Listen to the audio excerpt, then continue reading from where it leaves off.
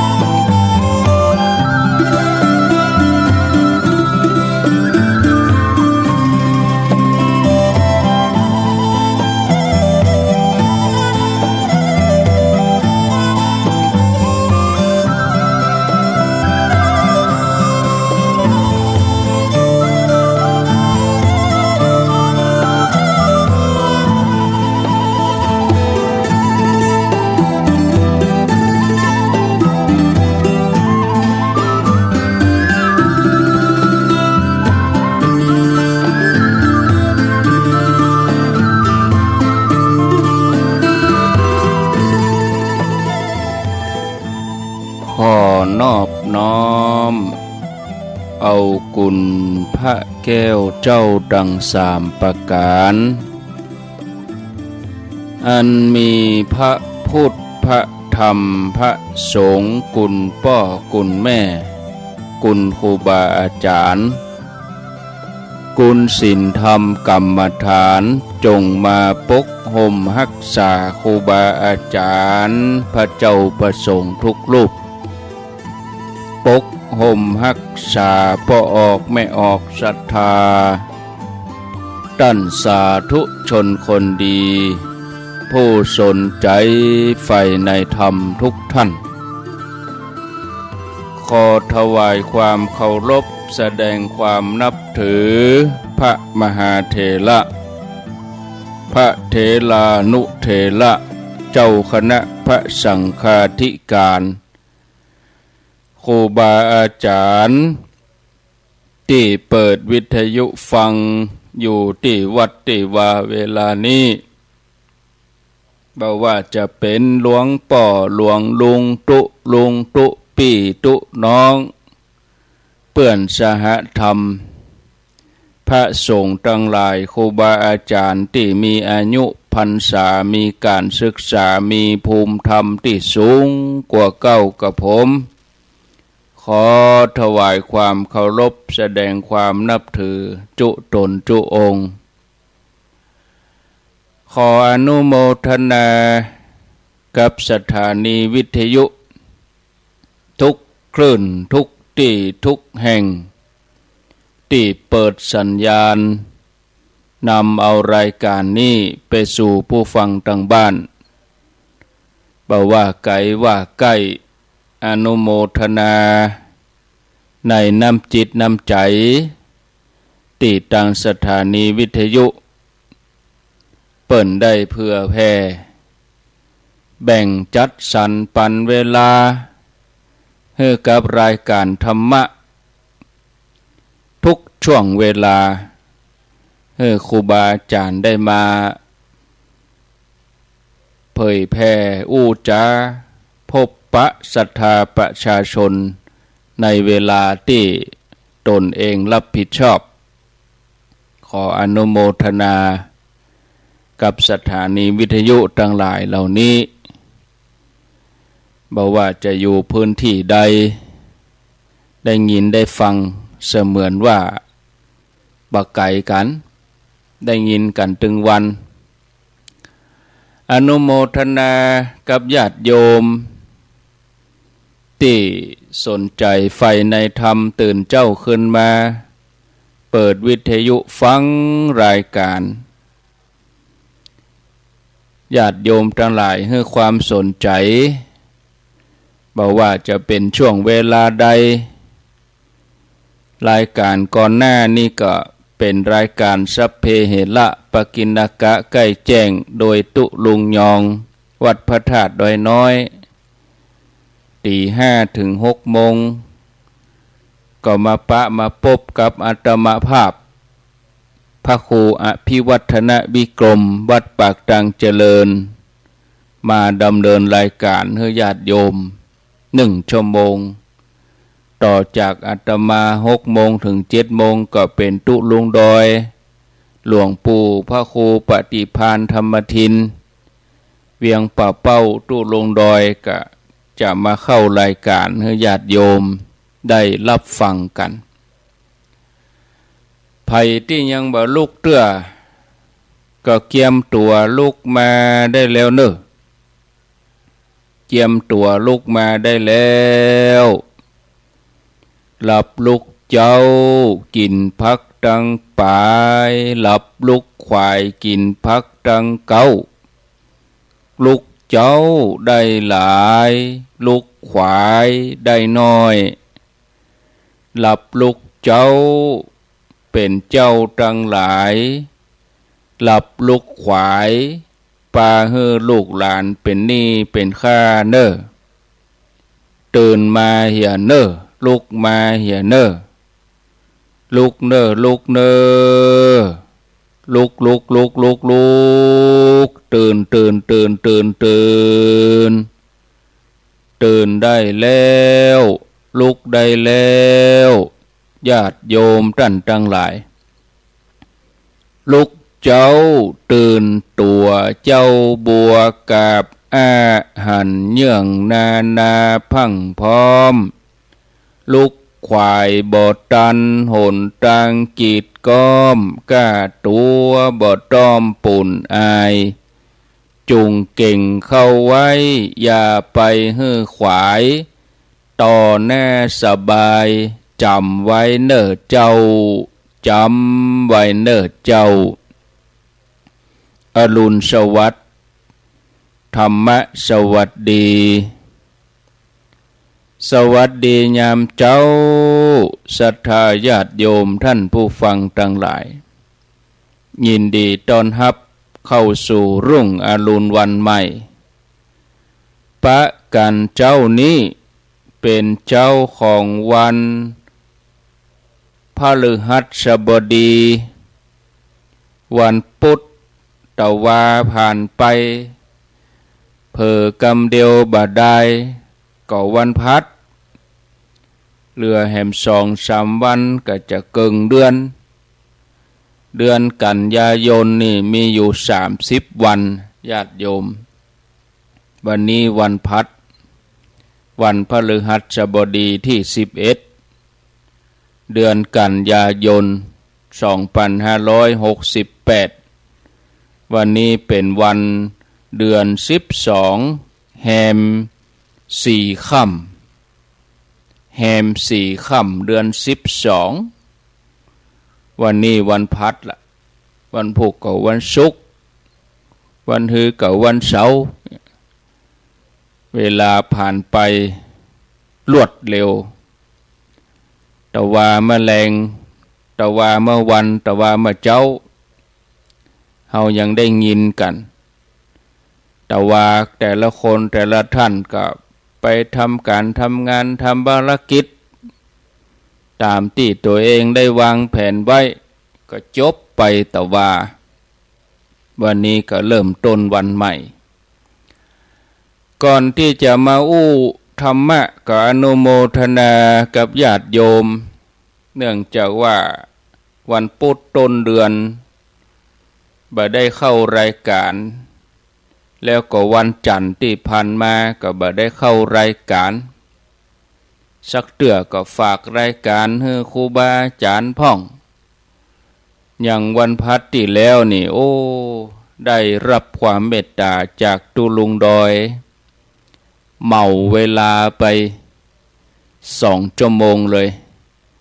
ตี 5 ถึง 7 โมงหมอบเวลาอาตมาบางทีก็ติดศาสนกิจ บ่ได้จัดรายการก็บ่ได้อนุโมทนากับญาติโยมที่เปิ้นได้ตั้งเจตนาอุปถัมภ์รายการดูแลสถานีเป็นก้าไฟเป็นก้าอินเทอร์เน็ตดูแลก็มาอันเฮาก็บ่ได้ยินได้ฟังกันญาติโยมก้าอินเทอร์เน็ตกับน้ำกับไฟนี่โอ้สำคัญเหมือนกันตึงเดือนมานี่เขาก็ตึงเก็บละเฮาก็ต้องได้จ่ายช่วยกันแบกเนาะญาติโยมช่วยกันแบกกันหามประคับประคองรายการนี้ได้อยู่เป็นกู้มวลชนต่อไปอนุโมทนากับแม่จันเลื่อนใสแม่เดือนเพ็ญทิมบางแม่อมราวงแหวนแล้วก็อนุโมทนากับโยมกนกพิษชัยนาแม่สุธาทิพย์ข่มไพรีแม่ครูเกียงศรีพรมเสนแม่สรินทิพย์บุญเลิศแม่ครูเกษณีชัยเทพแม่ครูจงลักนาวาจักแม่พัฒนันแส่ตั้งหรือว่าแม่พัฒนันวิจิตรไพศาลแม่อมรวันเล่ากุลโยมเกียงสุเกียงกิจเจริญแล้วก็โยมอัมพรสมพรรัตนังแหมหลายคนหลายท่านบางทีก็ลืมไปพ่องต้องขออาภัยบ่ได้เขียนไว้บางทีเปิ้นทำบุญเป็นประจำอนุโมทนาฮับปอนเหียก่อนแล้วก่อยมาฟังธรรมะสัพปีติโยวิวัตชันตุสัพพะโลโกวินัสสันตุมาเตภวัตวันตรายโยสุขีทีคายุโกภวะอภิวาทนาสีลิสะนิจจังวุธาปจายโนจัตตาโลธรรมาวะทันติอายุวันโนสุขังปะลังเอาละได้หับปอนได้อนุโมทนาก็สบายอกสบายใจก็ยังมีที่เปิ้นหอมมาเปิ้นเขียนชื่อใส่ซองมาก็มีกำเดียวถ้าเวลามีปอท้ายรายการก็ก้อยเอามาอ่านเนาะญาติโยมกาบเดียวนี้เกริ่นนำเข้ารายการประกาศอ่านชื่อ10 กว่าท่านก็ปาเข้าไป20 นาทีแล้ววะเวยเห็นนี่20 นาทีละศรัทธาญาติโยมวันนี้มาอู้ถึงเรื่องสามเณรเห็นหน่อยชื่อว่าสุมาณะสามเณรวันนี้จะได้ไปบรรยายธรรมอบรมสามเณร9 โมงถึง 11 โมงที่โรงเรียนคงขาววิทยา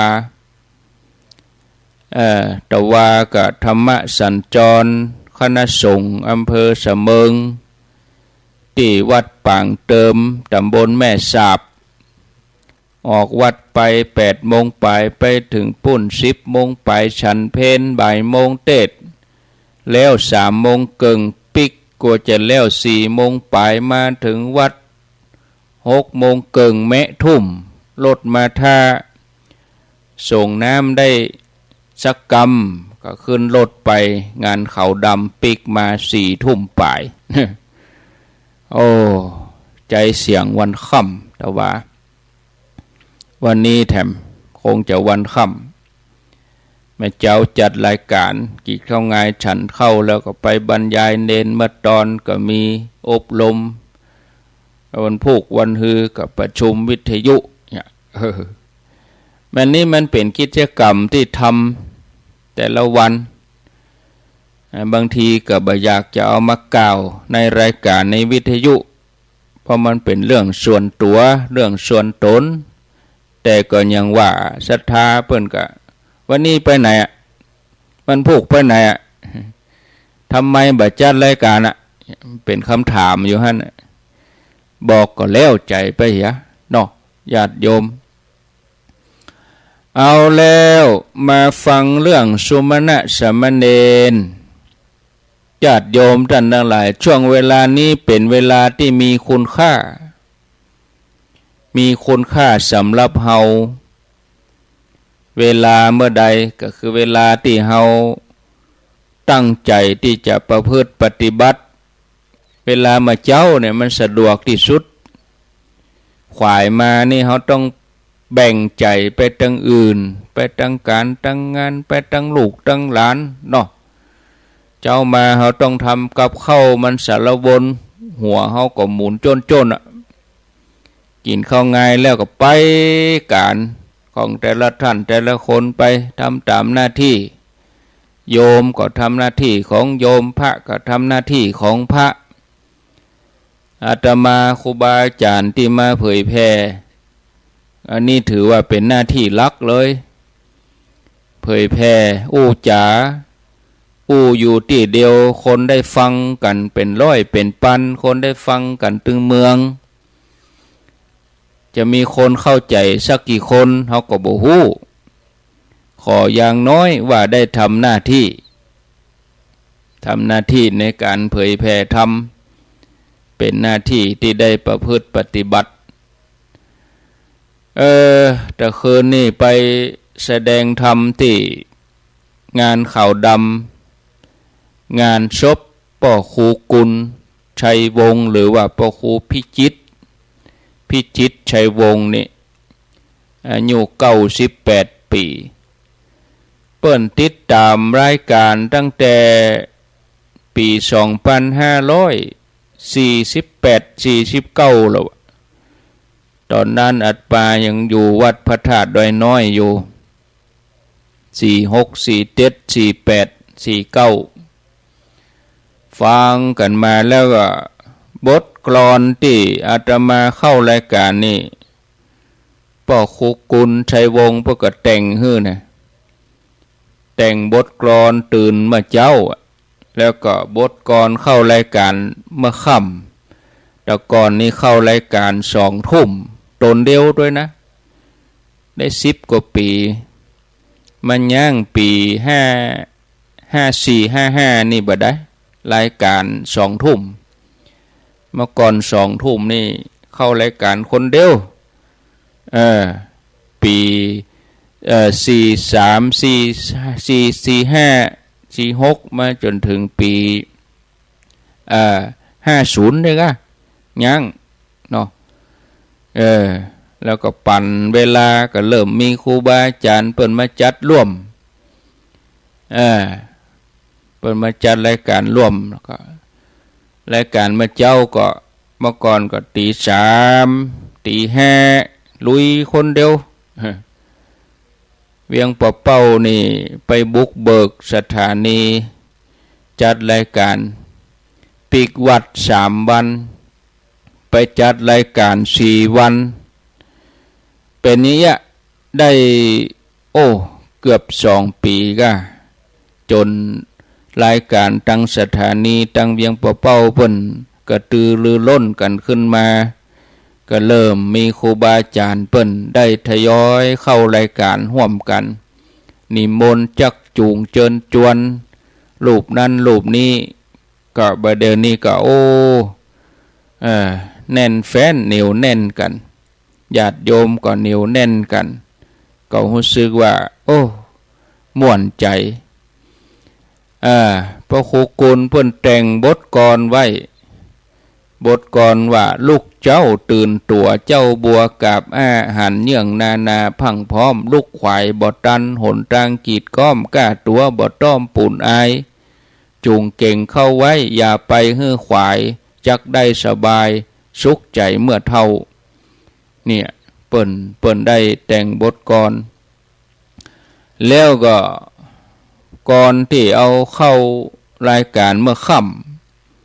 ขึ้นสีขาวเปื่อเจ้าประชาปิกมาแถมแล้วเสียงดังแจ้วม่วนอกม่วนใจจักได้สบายสุขใจเมื่อเท่าได้เวลาถึงหลังจากกินข้าวหมู่เฮามาปะธรรมะได้ฟังกันแล้วบ่ดีลดละฮืออยู่ถ้อยตามธรรม ฟังกันจัดนักฟังเป็นประจำฟังอยู่ตึงวันสุขใจกู้ผู้สุขใจกู้ผู้นี่อันนี้เพิ่นเขียนคือท่องแต่เมื่อปี2544แล้วก็44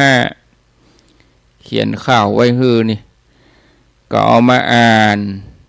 สุบตัดบางวันที่เข้ารายการมาเจ้าก็อ่านแต่ว่ามาค่ำนี่บลำได้อ่านแล้วก็อันวันพัดวันนี้ก็จะได้เข้ารายการแทนท่านพระครูวัดสันมณะปุ่นแมลงก่อน6 โมงถึง2 ทุ่มแล้วก็วันศุกร์พอตารางเริ่มติดที่ไหนตังใดได้เข้ารายการเมิ้นดำได้เข้ารายการช่วงแมลงติดจริงเปิ้นปั่นฮือกูวันติด6 โมงถึง2 ทุ่มเปิ้นจัดสรรปั่นเวลาฮือดังสถานีเวียงป่อเป้าปุ่น 94.5 แม่ขาจานเมื่อเจ้าญาติโยมก็ไหลมาที่นี่ไหลมาที่ดอยหมอกก็ดีเมื่อค่ำนี่ดอยหมอกเมื่อเจ้าก็เวียงป่าเป้าเรดิโออย่างกะบึดเมื่อค่ำก็ทำไปไหนก็ลองลักฟังกันเด้อสุ่มฟังพอเด้อบึดแมลงนะบึดแมลง6 โมงแรง6 โมงแรงแล้วก็ถึง2 ทุ่มอาบน้ำแล้วพอดีลวดจงเข้านอนเนาะแต่ท่านพระครูปริยัติชัยวัฒน์วัดสันมณะเอาอู้ไปก็เดียวจะไปได้อู้ธรรมะฮะมะถ้าได้อู้นะมันจึงมีเรื่องอู้ไปสปะมันจึงไปทางหน้าติ๊กมาอู้ธรรมะกันจะ5 โมงเกิงแล้วเนี่ยโอ้โหเวลาอย่างโวยแตะโวยว่าช่วงเวลานี้เป็นเวลาที่มีคุณค่าคือเวลาที่เฮามีใจสงบโดยเฉพาะเวลาเมื่อเจ้าหรือว่าก่อนนอนเฮาจะได้ประพฤติปฏิบัติธรรมกันญาติโยมฟังครูบาอาจารย์ก็ฟังตนนั่นตนนี้เฮาก็ปฏิบัติไปโดยเฮาจะได้ปะสัจธรรมของชีวิตสัจธรรมนี่จะนำพาชีวิตให้เฮาได้เข้าถึงความสุขหลุดพ้นจากความทุกข์ทั้งหลายบัดเดียวคนเฮาส่วนใหญ่บ่ฮู้ว่าเฮาเกิดมาจะได้อย่างเป็นเป้าหมายชีวิตที่แท้จริงเมื่อเฮาได้ฟังธรรมของพระสัมมาสัมพุทธเจ้าที่ครูบาอาจารย์พระเจ้าประสงค์เพิ่นเอามาเผยแผ่เฮาก็เข้าอกเข้าใจถ้าเฮาบ่ได้ฟังเฮาก็จะต้องวนเวียนอยู่ในกระแสแห่งความทุกข์เหมือนเฮาถูกมัดโดยเครื่องร้อยลัดพันธนาการแต่เมื่อเฮาได้อาบน้ำฟังธรรมเฮาก็เข้าใจถึงสาระสิ่งสำคัญในชีวิตประจำวันเฮานักขึ้นคนที่จะสมบูรณ์ด้วยคุณธรรมบ่ใจจำกัดอยู่ที่อายุบ่ใจจำกัดอยู่ที่เพศบ่ได้จำกัดอยู่ที่ฐานะความเป็นอยู่แต่ถ้าผู้นั้นมันฝึกฝนตัวเองมีจิตใจแน่วแน่มั่นคงมีความเพียรสูงส่งก็จะทำให้เข้าถึงที่สุดแห่งการพ้นทุกข์ได้เข้าถึงอย่างใดก็คือมันชำระกายวาจาใจให้สะอาดชำระกายด้วยน้ำชำระใจด้วยธรรมเนี่ยอย่างกรรมเข้ารายการตุลุงดอยเปิ้นว่าจะได้ทำน้ำใสช่วยหน้าน้ำทำช่วยใจน้ำใสช่วยหน้านี่หรออันนี้ก็คือชำระกายวาจาใจให้สะอาดบริสุทธิ์นะ ถ้าเราสามารถจะปฏิบัติได้ก็จะทำให้เราเป็นผู้ที่สำรวมระวังสงบระงับ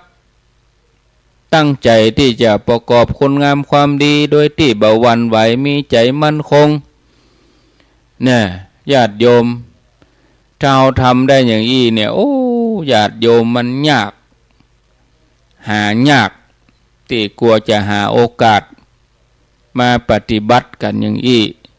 ก็อาศัยเวลามาเจ้าเปิดมาฟังรายการธรรมะทำงานไปตัวแปลงใจเย็นแปลงใจจุ่มเย็นเฮาก็บ่ได้ตั้งอยู่ในความประมาทบ่ว่าเฮาจะอายุนักหรือว่าอายุน้อยเป็นละอ่อนเป็นคนใหญ่ก็สมควรแก่การเคารพนับถือแม้จะเกิดในครอบครัวที่ต่ำต้อยแต่ว่ามีจิตใจที่สูงส่งถึงแม้จะผิวพรรณบ่งดงามบ่น่าดูแต่ใจสะอาดบริสุทธิ์ถึงแม้ว่าจะเป็นเด็กเป็นละอ่อนแต่ก็ใจยิ่งใหญ่เป็นผู้ที่เข้าถึงกุณวิเศษบ่พลาดพลั้งผิดพลาดนักปราชญ์ผู้ฮู้เปิ้นสรรเสริญมีกรรมที่เปิ้นแนะนำไว้ว่าสิ่งที่เฮาบ่ควรดูหมิ่นมี4อย่างอย่าดูหมิ่นว่าไฟมีเพียงน้อยนิดอย่าดูหมิ่นอสรพิษว่าตัวน้อยอย่าดูหมิ่นกษัตริย์ว่ายังหนุ่มอย่าดูหมิ่นสมณะว่ายังเยาว์วัยเพราะไฟแม้จะมีน้อยประกายน้อยเดียวมันก็สามารถลุกลามทำอันตรายทำลายสิ่งต่างๆให้หมดไหม้ไปอสรพิษแม้จะตัวเล็กตัวน้อยจะเข็บแมงป่องนี่ถึงแม้ว่ามันจะตัวน้อยเวลาเฮาโดนมันต่อยมันจี้ยังเพิ่งเนี่ยโอ้มันเจ็บแสบบางทีถึงตายได้กษัตริย์ถึงแม้จะหนุ่มแต่ก็สามารถสั่งประหารชีวิตของคนปกครองไพร่ฟ้าประชาราษฎร์ได้ทำให้บ้านเมืองอยู่ร่มเย็นเป็นสุขสมณะถึงแม้ว่าจะเป็นเพียงสมณเณรเป็นพระบวชใหม่แต่ก็สามารถเข้าถึงธรรมได้อย่างเรื่องที่จะยกมา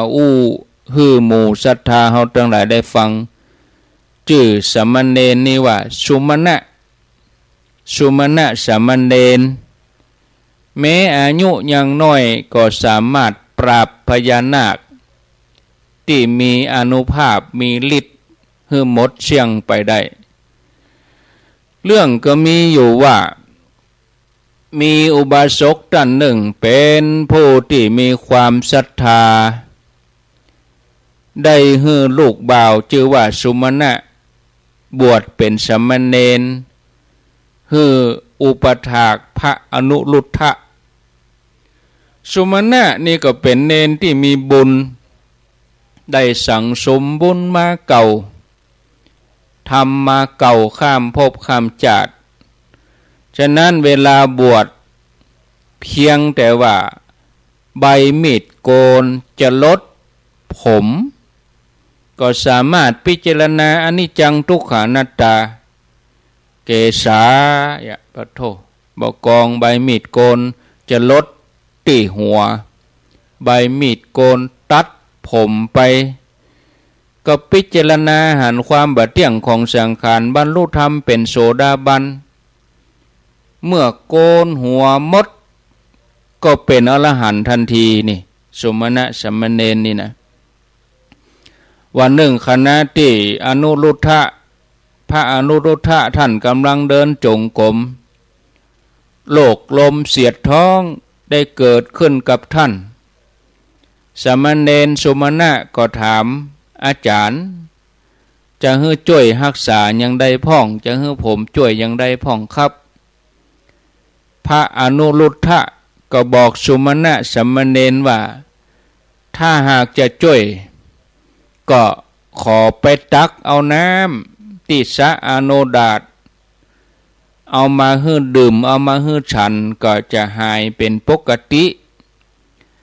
สามเณรสุมาณะก็อาสาไปตักน้ำติสะอโนดาตมาถวายอนุรุทธะเถระเจ้า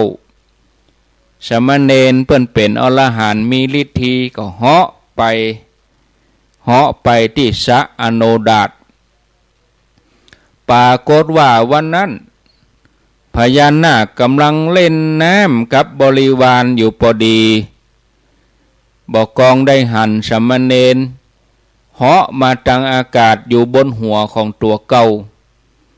พญานาคก็เกียดก็โคตรโอ้มันเป็นไผไม่อยู่บนหัวเฮาสมณะนี่เหาะมาทางอากาศทำให้ฝุ่นติดเท้าติดตีนตกลงมาใส่หัวของเฮาที่เหาะมาที่นี่เพราะคงต้องการน้ำในสะอโนดาตนี่แน่แต่เฮาจะบ่ยอมฮื้อน้ำนี่เด็ดขาดพญานาคนี่ก็ใจฤทธิแผ่พังพานปิดสะอโนดาตจนเต็มหมดเลยสามเณรหันยังอันก็โหว่านาคกำลังโคตรสามเณรก็บอกว่าโอ้พญานาคผู้มีฤทธิ์มีเดชมีแห่งกล้ามีกำลังที่เฮามานี่เฮาจะขอน้ำเอาไปฮื้ออาจารย์ตันอนุรุทธะเปิ่นเจ็บท้อง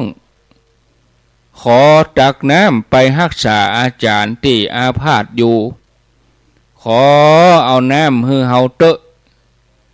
พญานาคก็บอกว่า แม่น้ำในมหาสมุทรปะเลอะปะเตอเนี่ยอย่างบอกเอามาเอาอย่างนี้แม่น้ำใหญ่ๆไหลไปรวมกันมหาสมุทรปุ่นมาเอาอย่างที่นี่ว่าอีเนาะสุมาณะสามเณรฮู้ว่าพญานาคนี่คงจะบ่ยอมให้น้ำในสะอโนดาตนี่ง่ายๆสามเณรก็เลยกึดจะทรมานพญานาคให้คลายทิฏฐิมานะก็บอกว่าโอ้ตันพญานาคราชพระอนุรุทธะซึ่งเป็นอุปชฌะของตนอาตมาฮือเฮาเนี่ยได้เอาน้ำจากสะอโนดาตนี่ต่ออันน้ำที่อื่นบ่ศักดิ์สิทธิ์น้ำที่อื่นบ่สามารถรักษาโรคเจ็บท้องของอาจารย์อาตมาได้ขอท่านอย่าห้ามเด้อนาคฟังแล้วก็ยิ่งเกลียดยิ่งโคตรจะเอากะโอ้เนี่ยจะได้อ่ะขอดีๆแล้วลูกนาคก็เลยตาประลองฤทธิ์กับสามเณรสุมาณะสามเณรก็ปรารถนาที่จะยกยอพระพุทธศาสนายกย่องให้คำสอนของพระพุทธเจ้าให้สูงขึ้นให้เหล่าเทวดาให้พรหมให้หมู่สัตว์ทั้งหลายได้รู้อานุภาพของพระรัตนตรัยสุมาณะสามเณรก็ใจฤทธิเหาะไปหาเทวดากู้จันฟ้าเลยเหาะไปแบบเจมเบินนะมอกซักแต่ว่า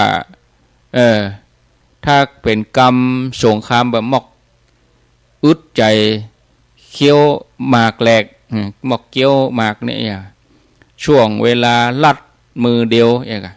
ก็ไปถึงจันพรมบุเลยเนี่ยประกาศให้เทวดาประกาศให้พรหมมาเป็นสักขีพยานว่าตัวเฮานี่เป็นสาวกของพระพุทธเจ้าจะต่อสู้กับพญานาคที่สะอโนดาตขอท่านทั้งหลายจงมาชมจงมาดูความพ่ายแพ้หรือว่าความชนะที่จะเกิดขึ้นเพื่อเป็นสักขีพยานกับเฮาตัวนี่หรอหมู่บรรดาเทวดาจันฟ้าต่างๆหมู่พรหมทั้งหลาย ได้ฟังกรรมของสุมาณะสามเณรก็มาประชุมกันนะมารวมกันจนเต็มบริเวณสระอโนดาตซ้อนกันเป็นจันลายรอบสระนั้น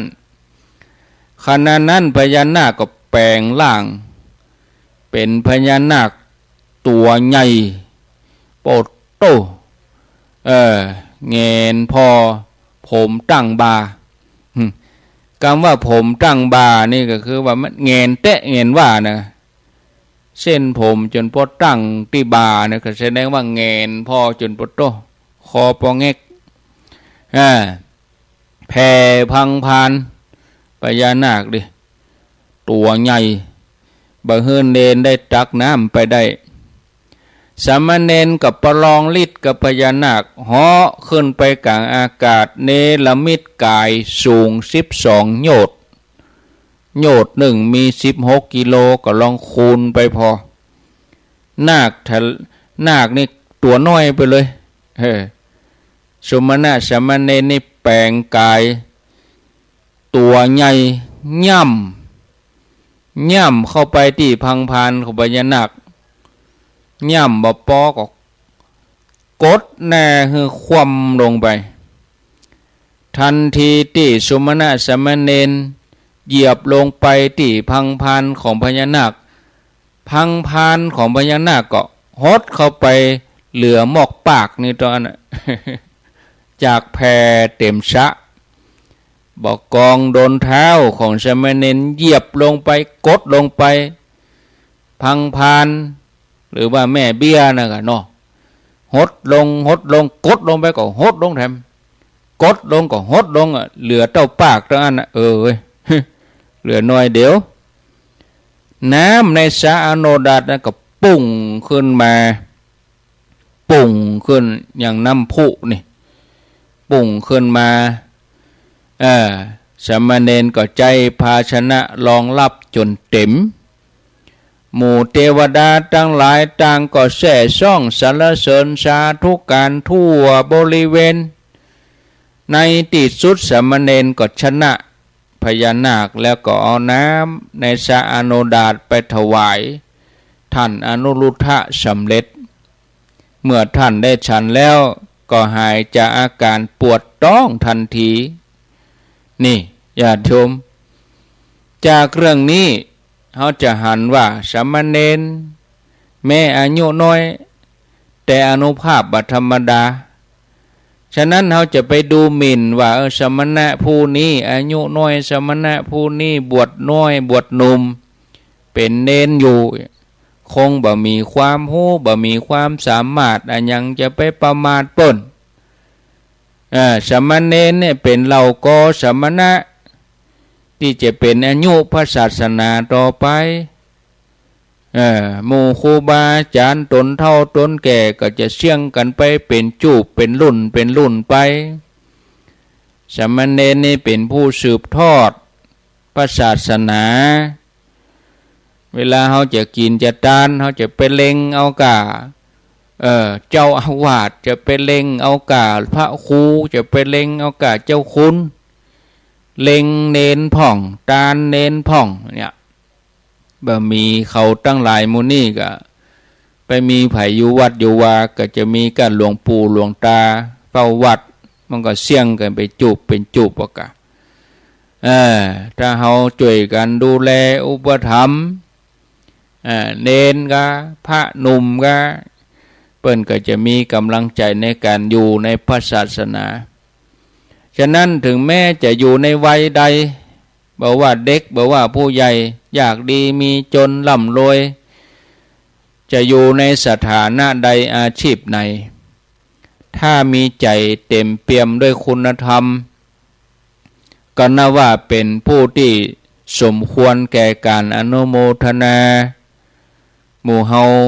เป็นคนหนึ่งที่สามารถที่จะทำสิ่งมูนี้ได้เริ่มต้นจากการได้ทำให้มันเกิดสิ่งที่ดีงามในใจของเฮาก่อนตื่นมาเมื่อเจ้าเริ่มต้นจากเฮานึกถึงบุญถึงกุศล การเวลาที่ผ่านมาแต่ละวันแต่ละสัปดาห์แต่ละเดือนแต่ละปีมาทบทวนเนี่ยทบทวนในใจตื่นขึ้นมาโอ้วันนี้ได้หันตะวันแล้วตื่นมายังมีลมหายใจอยู่เนี่ยเขาก็นึกถึงอย่างอี้ศรัทธาญาติโยมเมื่อจิตใจเขาเป็นกุศล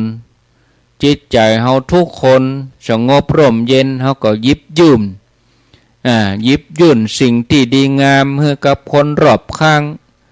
เหมือนอย่างครูบาอาจารย์เนี่ยแต่ว่าเปิ่นสวดมนต์ทำวัดเมื่อเจ้ามาตื่นมาไหว้พระเหียนน้อยก่อนเข้ารายการจิตใจเบิกบานก็แผ่ให้คนที่ฟังรายการวิทยุนี่แผ่ให้คนฟังแผ่ให้คนทั่วโลกสรรพสัตว์สรรพสิ่งเหมือนกับต้นน้ำที่อยู่บนดอยต้นน้ำนี่มันจะเป็นแม่น้ำใหญ่มันไหลยดกำน้อยก็น้อยมารวมกันเป็นแม่น้ำลำธารสร้างความชุ่มฉ่ำให้ปลายน้ำให้คนให้สัตว์ให้ต้นน้ำให้ต้นไม้ใบหญ้าได้รับความชุ่มชื่นสันติสุขจะเกิดขึ้นในโลกได้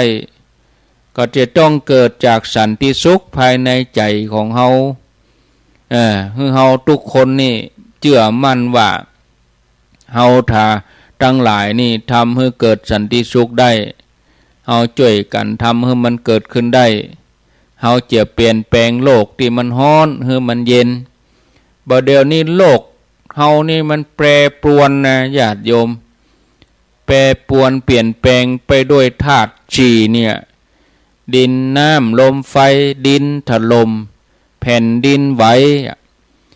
มันอย่างเกิดขึ้นเขาก็หันอยู่แผ่นดินนี่รวมจนถึงบ้านเมืองด้วยนะบ้านเมืองฮ้อนหายโอ้ต่างประเทศเนปาลเป็นว่าเขาก็ไหวเหมือนกันเนาะเขายกมือไหวเหมือนกันนะวัฒนธรรมการไหวนี่ไม่ใช่มีกับเมืองไทยหมู่แขกอินเดียเนปาลนี่เขาไหวเหมือนกันข่าวต่างประเทศโอ้เขาประท้วงกันเผาบ้านเผาเมืองปนสะดมวะโอ้ประเด็นนี้โอ้ฮอนหายเด้อถ้าพอข่าว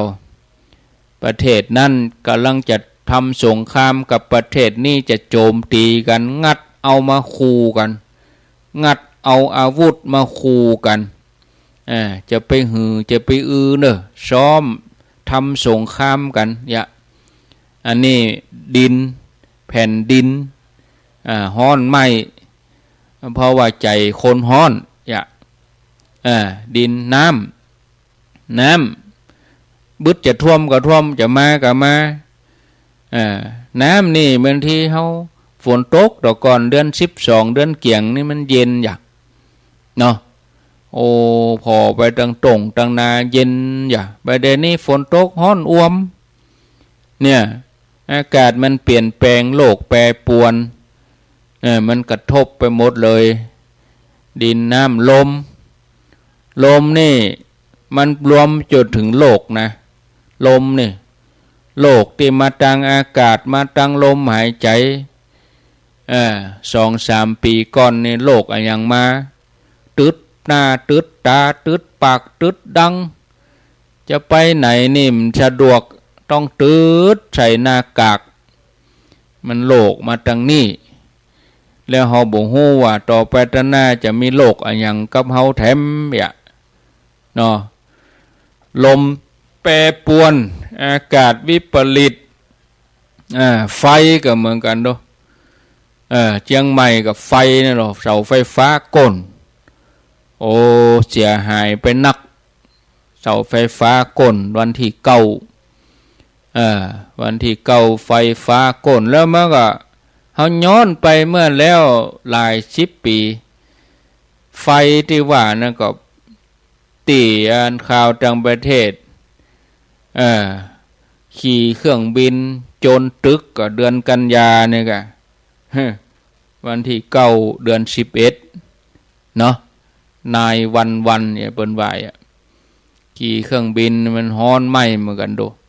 นะไฟไหม้ไฟในใจไฟกิเลสมันฮ้อนมันไหม้โลกมันเปลี่ยนแปลงจิตใจคนเฮาก็แปรปรวนใจบ่ม่วนบ่ปกติเปิ้งอะไรอย่างก็เอาน้ำทำนี่น้ำทำนี่ก็มาชำระใจน้ำล้างกายเอาน้ำใส่ช่วยหน้าน้ำทำล้างใจน้ำใส่ช่วยหน้าตุลุงจะว่าละต่อเนี่ยเดี๋ยวตุลุงจะว่าต่อตุลุงด้อยกล่าวธรรมะนี่ก็มาสโลมใจเนาะศรัทธาญาติโยมตั้งอกตั้งใจประพฤติปฏิบัติกันไปกูข่ำกูเจ้าจะไปให้มันแปรปรวนเปลี่ยนแปลงไปตามโลกเกินไปจะไปเปลี่ยนแปลงแปรปรวนไปตามอากาศเกินไปหามุมสงบให้ตัวเองลบเป็นว่าลบภัยลบฮ้อนหามุมลบแต่คนเฮาปุถุชนคนทั้งหลายหามุมลบก็ไปลบตามร้านไปลบตามภัตตาคารไปลบตามพับตามบาร์คาราโอเกะลบผิดตีเป็นลบดัดนั่นมันกันนึกว่าจะโป้นมันบ่โป้นซ้ำตุกเหลือเก่าได้โรคภัยไข้เจ็บแถมมาแถมอายุหมิ่นอายุสั้นไปแถมมันบ่ได้อยู่ตลอดมันเปลี่ยนสถานที่บ่ได้เฮาหามุมของเฮาก็คือมุมสงบหลบมาปฏิบัติบ่จำเป็นจะต้องได้ไปวัดก็ได้เฮานั่งรถเฮาขี่รถเฮาก็ปฏิบัติได้พิจารณาว่าขณะที่เฮาขับรถเฮามีสติก็มีน้ำใจต่อเพื่อนร่วมเดินทางก็จิตใจเฮาเป็นจะได้ก็นึกไว้อย่างอีมันก็มีความสุขแล้ววันนี้ตื่นเจ้ามาเฮาจะทำใจเฮาอย่างใด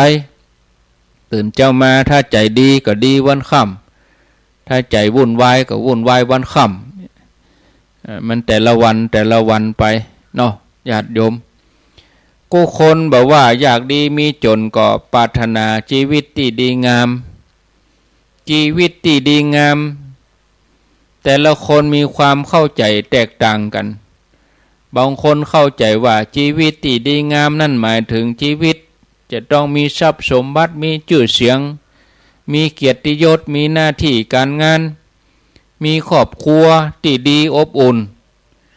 บางคนก็พอว่าชีวิตที่ดีงามก็คือชีวิตที่มีธรรมะเป็นเครื่องปกปักรักษาใจเป็นเข็มทิศชีวิตประจำเฮาหลายท่านใจความเปลี่ยนพยายามเพื่อจะเข้าถึงชีวิตที่ดีงามสำเร็จพ่องบ่สำเร็จพ่องสมหวังพ่องบ่สมหวังพ่องดีใจพ่องเสียใจพ่องแต่ส่วนใหญ่เฮาก็จะให้ความสำคัญกับการทำให้ชีวิตนั้นมีความสุขบอกว่าจะเป็นความสุขระดับใดแถมอย่างหนึ่งก็คือว่าเฮากู้คนปรารถนาที่จะอยู่ดีกินดีเนาะอยู่ให้ดีรับเป็นสุขตื่นเป็นสุขแต่ว่าความจริงอย่างหนึ่งที่เฮาจะต้องพิจารณาและเฮาหนีบ่พ้นนั่นความจริงถึงเวลาการเวลาเปลี่ยนแปลงเฮาจะต้องแก่เฮาจะต้องเจ็บในที่สุดเฮาก็จะต้องพลัดพรากจากโลกนี้อันนี้มันเป็นความจริงบอกว่าเฮาจะอยู่ดีมีสุขเป็นเศรษฐีคหบดีเป็นทุกตะยากจนในที่สุดทุกคนก็จะต้องปะความจริงหมู่นี้นะวันต่อไปจะมาอู้ต่อเพราะพอเวลาแล้วมันหมดลงไปเสียแล้วญาติโยมท่านทั้งหลายนะโมทนาตามรายชื่อนี่เหี่ยก่อนนางบุญเพียรสิริวันเจมวยแม่แก้ดโมทนาแล้วก็มีไผ่แถมนี่ปอกกำนันสุทิน สุรินทะบ้านปากทางเจริญแล้วก็แม่สายพินกัลยาดตั้งแต่ไปอบรมเนนละอบรมเนนเมืองปานปุ่นแล้วก็หาเอามาอ่านนี่ขออภัยเนอะงานนักล่ำเนาะแม่สายพินป่อปีแม่ลุยก็ว่าแม่ลุมโหเนอะนามสกุลมักได้พัชพรบ่ได้เขียนชื่อบ่ได้เขียนนามสกุลบ้านหยังก็บ่ได้เขียนขันแก้วดวงศิริอาริยาหารวิริยะกิตติชัย100 บาทบ่ได้เขียนบ้านอยู่ที่ไหนป่อชะวิงแม่ทัศนีบ่คุณหวานนามสกุลพุทธวงศ์100 บาทป่อทองคำแม่เสาคำดีสุวรรณบ้านดงป่าช้าง100 บาทอันนี้ตั้งแต่ไปธรรมสัญจรที่วัดอย่างก็ดงป่าช้างแล้วก็แม่บัวผินมะจันป่อครูเสนอแม่โสภากองสิงห์บ่คุณหวานแม่สายทองทิพเดโช100 บาทป่อสุมินแม่ปทุมพรสิงห์ใจบ่คุณหวานจันปะตองเชียงใหม่แม่สองเมืองศรีปัญญาบ้านยังบ่ได้เขียนมาแม่บัวไลแก้วอ้ายบ่คุณหวานป่อน้อยสนันแก้วซาวบ่คุณหวาน100 บาทอันนี้เมินแล้วนะบ่เย่ตะว่าวันซืนบ่ใจเดือนแล้วนะเมินนักแกโอ้จัดเมินอันเนี้ยตั้งแต่ไปธรรมสัญจรใจว่าบ่ใจดงประสังอันม่วงพี่น้องเนาะเมินด้านนี้ป่อสมัยแม่พิมพาใหม่เขียว100 บาทแม่คำมูลสุกันทาป่าจัน100 บาทอันนี้ตั้งแต่ไปอันกาญจนบุรีแล้วเนี่ยก็หามาอ่านให้เปิ้นประเด็นนี้แม่แสงล่ายอดกันตีบ้านดงเวียงกะหลงป่อบุญธรรมแม่รัตนาสังคำฟัน